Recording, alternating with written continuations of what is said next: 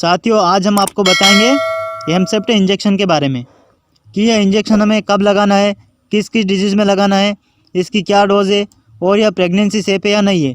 यहाँ हम आपको प्रैक्टिकली दिखाएंगे, तो कृपया आप वीडियो पूरा देखें, वीडियो को स्किप करके ना देखें। आइए वीडियो शुरू करते हैं।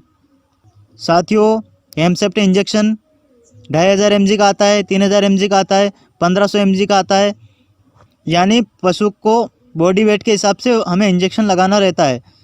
जैसे 5 क्विंटल की भैंस है तो उसको हम 3000 mg का लगाएंगे, और हमारा पशु का भार अगर कम है तो उसको हम 1500 mg या 2000 mg का लगाएंगे। इस इंजेक्शन में सर्वप्रथम हमें डिस्टिल वाटर मिलता है और यह पाउडर फॉर्म में आता है। इसके साथ साथ हमें यहाँ पर 20 ml की सिरिंज भी मिलती है, और इसके साथ हमें 18 नंबर की निडल भी इसके साथ ही आती है। यह सभी इसके इंजेक्शन के साथ एमसेप्ट के साथ आते हैं। हमें इन्हीं सिरिंज और इसी निडल का हमें उपयोग करना है, न कि कोई उपयोग की हुई निडल और उपयोग की हुई सिरिंज का उपयोग नहीं करना है।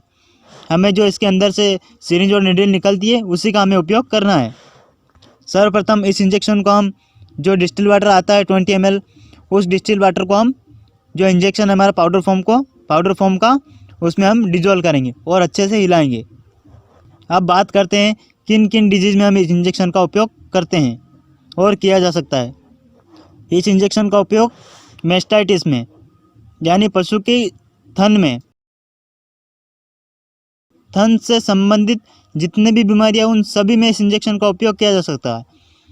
अगर आपके पशु का अचानक से एक थन में दूध आना कम हो गया है तो उस स्थिति में आप एमसेप्ट इंजेक्शन का उपयोग कर सकते हैं। और यदि आपके पशु में थन से खून आने लगा है तो उस स्थिति में भी आप इस इंजेक्शन का उपयोग कर सकते हैं। और यदि पुराना मैस्टाइटिस है, आपने सभी एंटीबायोटिक इंजेक्शन लगा दिए, उससे भैंस का मैस्टाइटिस ठीक नहीं हो रहा है, तो उस जगह आप इस एमसेप्ट इंजेक्शन को लगाएंगे तो बहुत ही अच्छा रिजल्ट देखने को मिलेगा। इसके अलावा अगर आपके पशु की गादी पर अचानक से सूजन आ गई है, सूजन गर्म है और पीड़ादायक है, तो उस स्थिति में भी आप एमसेप्ट इंजेक्शन का उपयोग कर सकते हैं। या आपके पशु के थन से मवाद आने लग गई है दूध की जगह, जैसे पस निकलने लग गया थन से, तो उस स्थिति में भी आप इस इंजेक्शन का उपयोग कर सकते हैं। यानी यूँ बोले तो पशु के थन से संबंधित जितनी भी बीमारियां होती है, हर स्टेज में आप इस इंजेक्शन का उपयोग कर सकते हैं। साथियों, इस इंजेक्शन को हमेशा आईवी लगाना है। ऐसा नहीं कि निकाला, डिज़ोल्व किया और आईएम लगा दिया, इससे नुकसान हो सकता है और हमें रिजल्ट नहीं मिलता है। क्योंकि यह इंजेक्शन आईवी लगाने के लिए आता है, न कि हमें संकट लगाना है और ना ही हमें आईएम लगाना है। केवल हमें आईवी रूट द्वारा ही इस इंजेक्शन को लगाना है। यदि आपके पशु का भार 5 क्विंटल है तो आप उसको 3000 mg का लगा सकते हैं, और पशु का भार 3 क्विंटल है तो आप 1500 mg का लगा सकते हैं, और पशु का भार उससे भी कम है तो आप 1500 mg का जो इंजेक्शन आता है एमसेप्ट, उस इंजेक्शन का उपयोग आप कर सकते हैं। कहीं किसी प्रकार की कोई दिक्कत नहीं आती है।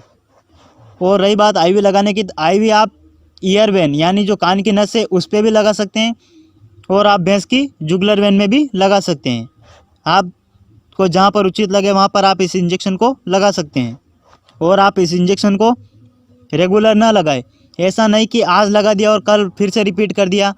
इस इंजेक्शन को हमेशा 4 दिन के उपरांत ही लगाएं। यानी आज लगाया तो अगर हमें वापस से इसको 4 दिन बाद लगाना है, यानी 4 दिन बाद रिपीट करना है। हाथों हाथ इसको 24 घंटे बाद रिपीट नहीं करना है, यह नुकसानदायक हो सकता है।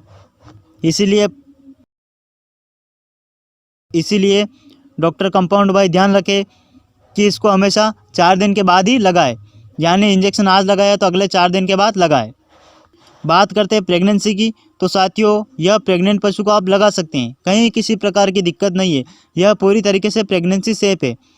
और जो नॉन प्रेग्नेंट पशु है उनको भी आप लगा सकते हैं, कहीं किसी प्रकार की दिक्कत नहीं आती है।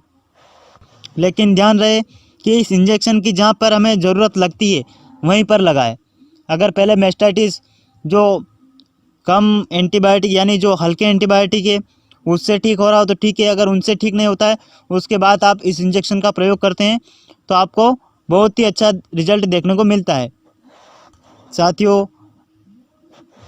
साथियों, आज के वीडियो में बस इतना ही। मिलते हैं आपके लिए और अच्छे नॉलेजेबल वीडियो लेकर।